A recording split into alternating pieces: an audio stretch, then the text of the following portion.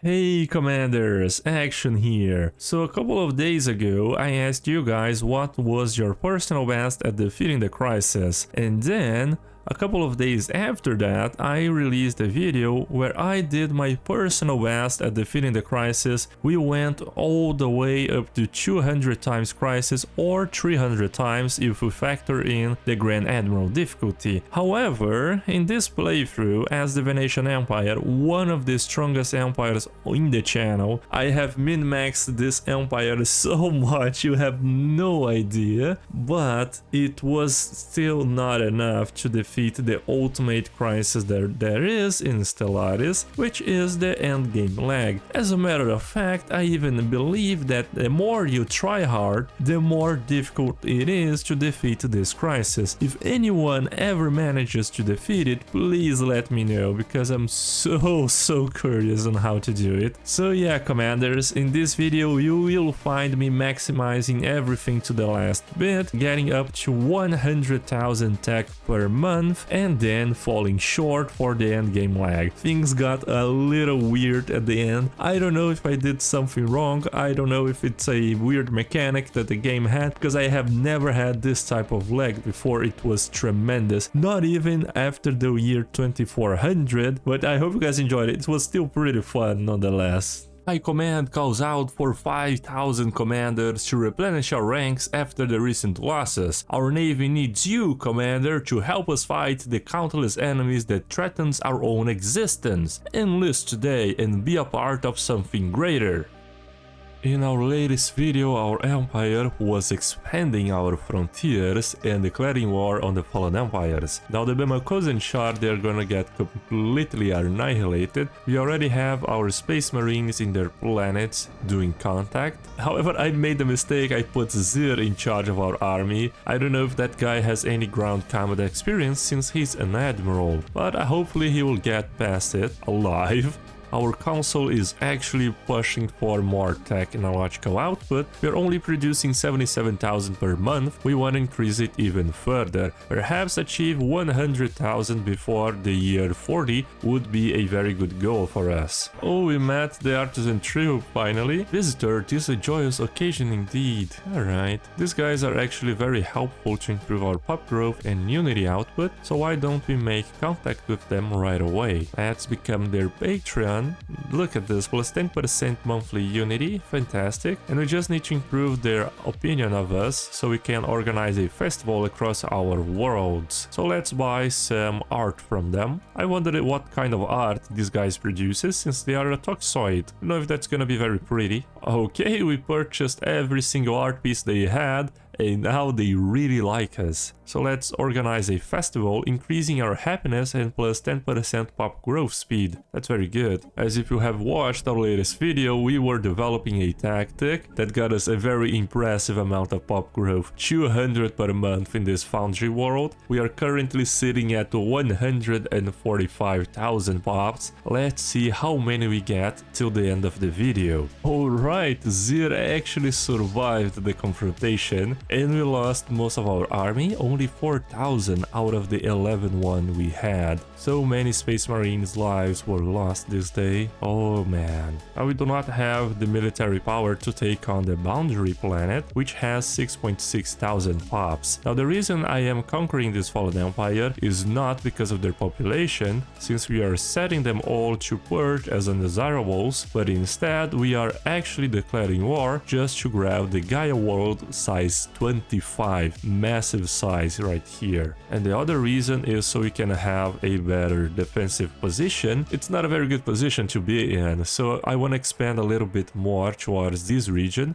I know it will increase our empire size from systems by quite a lot, but yeah, it's worth the investment, I suppose, since not only we'll have more planets, which we could utilize for the automation buildings, but we'll also have more systems, so we can build more starbases, because the starbase capacity is based off of your systems. For every 10 systems you get another one. Now that we have a better reinforcement of space marines, 10,000 worth of military power, we should try to take on the boundary system amidst a cosmic storm. I mean, the Mikonan Star Realm claimed our system. What are they thinking? They're actually being destroyed by the assembly of Yufan. Alright. So we just activate the Continuum, and because we have so many shrink space depots on our recently conquered Fallen Empire worlds, where is it? Right here, we do have a pretty massive amount of storage capacity. This way we have already 800,000 alloys in storage, and we can utilize it to build more fleets. That's exactly what we're gonna do after we improve our naval capacity a little bit, otherwise you're gonna suffer a lot from it. The life of a Inward Perfectionist empire is pretty simple, right? We just sit in our borders and look at our own empire, not caring about a thing in the world. I think what we could do to even improve our empire size from Pops is to adopt the fanatic pacifists. So why don't we do just that? Oh, but I think that if we adopt it, we are either gonna lose the spiritualist one, which is giving us the ascensionists, or we are gonna lose the xenophobic, and then we don't have the inward perfectionists. Kinda tough decision here, but perhaps not having the inward perfectionist at this point in the game wouldn't hurt us that much, and it could fit the empire theme a little bit, since, well, we are not, you know, so inward perfectionist after we declare war on the fallen empires. So let's adopt the fanatic pacifists, and which civic are the ascensionists. So yeah, we're still xenophobic, we just can't have this option right there. I think we'll go with the merchant guilds, because it will be a pretty massive change to our trade, which is currently almost negative. We are just buying from the market to keep things up. Oh, we need to wait at least 4 years to reform the government. So you're gonna have a useless civic for at least that amount of time. And it looks good to have full control of the galactic community. This way we can pass our resolutions without any type of problems. Now we do have a pretty low diplomatic weight because we do not have the Minister of State, and one of our counselors is even reclusive. But even with all of these negative modifiers, we still have much more diplo weight than the entire galactic community. And the end of the Bamakosan as we conquered their last planet using our space marines. So right now we are pretty safe, we can just grab this section for us. Until where should we expand?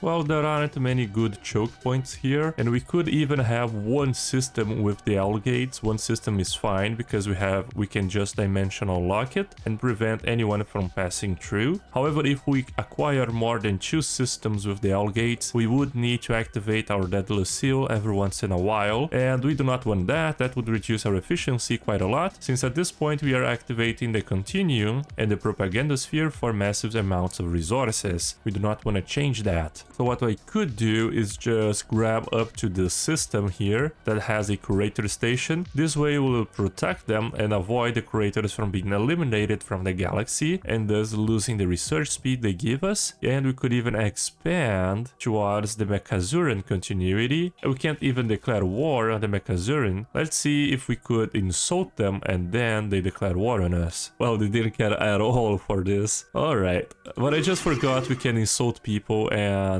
we gain 50 influence on top of the satisfying insults, giving us these modifiers. That was a zinger. Alright, so yeah, I think we're gonna expand up until the DM system and perhaps establishing a starbase on the Selnock to research the Astral Rift. Now that we have improved our energy output through our singularity buildings using the Fallen Empire planets, like here, those buildings are actually very useful because they provide us with 230 energy every single one, and they do not require any jobs, so we can actually fill up a better fleet using our 1 million alloys. Let's reinforce. It's gonna cost us 800,000 alloys, but that's the price of military supremacy. One thing that I am finding quite difficult to manage in this patch is the repeatables, because the repeatables got so cluttered from the Fallen Empire buildings that sometimes it is quite hard to do it, especially because it is doubled. As you can see here, we have the extra dimensional depot research option and the shrink space depot. In my opinion, that should be only one of these, not both appearing. This would make things a lot better, and we do not have any of the kinetic artillery repeatables, which is the ones we want.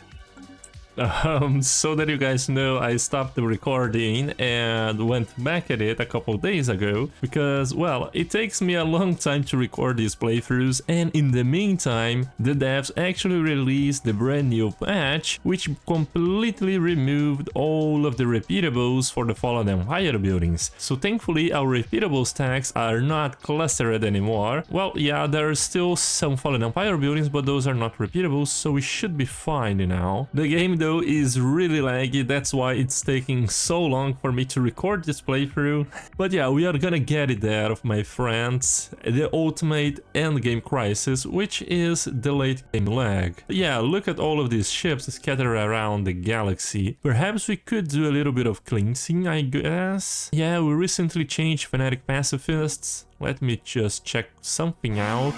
Oh yeah, we can't declare war at all with them, unfortunately. And in the meantime, we can obviously expand our naval capacity. One thing that I did realize is that we have way too many civilians on all of our planets. Basically because we are producing so many pops. Like here, 161 per month. Yeah, seems balanced, right? How can Assembly of Ulfan declare rivalry with us if they are pathetic in every single field? Really? Do they have the rivalry traditions? I think that is the subterfuge, right? Or something like that? But that's very unusual for an AI though. And yeah, they declare rivalry and now are requesting to station a team of engineers to learn from our efforts of constructing another ring world. I mean, they have zero idea of how diplomatic action actually work. One thing that we can do is, since our Ascensionist Civic is offline basically, because we have transformed our government from spiritualists to fanatic pacifists, it actually is completely useless, so we could grab masterful crafters for two reasons. The first one, it will help us fix our consumer good production, and then it will also produce us a little bit more trade, which is gonna be very relevant since we will be specializing so many ring worlds into more technological output that our trade deficit is gonna increase by a lot. We also fixed our energy output from just increasing our naval capacity. Here on the core and on the boundary, both planets were conquered from the Fallen Empires. Yeah, the Space Marines did help us a lot in claiming those systems, and I have transformed them into fortress worlds. It seems very fitting for a planet that has gone through so much ground combat. Our linguists have finished developing a new satisfying insult. We just need to find a target for it. Oh boy, we definitely have our most preferred target, the Assembly of Ulfan, right? So which insult is this? Even for a loathsome Xeno, your species is particularly vile. Parasite?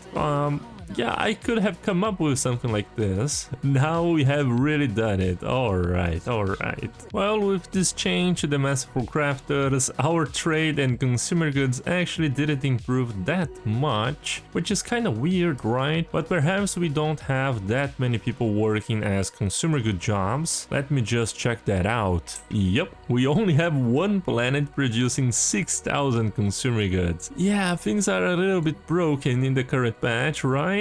How on earth are only what used to be 80 artificers producing 6,000 consumer goods? It's so broken. But yeah, that's why we aren't getting that much effects from the consumer goods. Very low population working there. Hello Commander, if you're enjoying my content, please consider being a part of our higher ranks and financially supporting the growth of our navy. Depending on your contribution, you'll have access to different sections of our military, being able to command an entire fleet and up to a whole sector in our live streams. That will happen almost every weekend. With every contribution, the Empire grows stronger, and you, Commander, will help us shape the future of our universe. So yeah everyone, I think I'm gonna stop this playthrough because, my friends, it is lagging so much. It is taking around 15 minutes for a whole year to pass. I even got time to take a shower, very quick shower, and go back into the game, and our buildings weren't even finished yet. If I were gonna play this until the end, we would probably be stuck in this playthrough for at least a couple of months. Yeah, it would take forever for us to finish, so I'm gonna opt to stop stop right here. We lost to the ultimate game crisis, the endgame lag. Unfortunately, the patch 4.0 isn't as optimized as we would have hoped for, but thankfully things are gonna get better in the future. So I hope you guys enjoyed this playthrough. We still managed to reach over 100k tech, which is very fantastic. But yeah, we're gonna stop this playthrough right here. I hope you guys enjoyed it. And as always, Commanders, I will see you guys next time.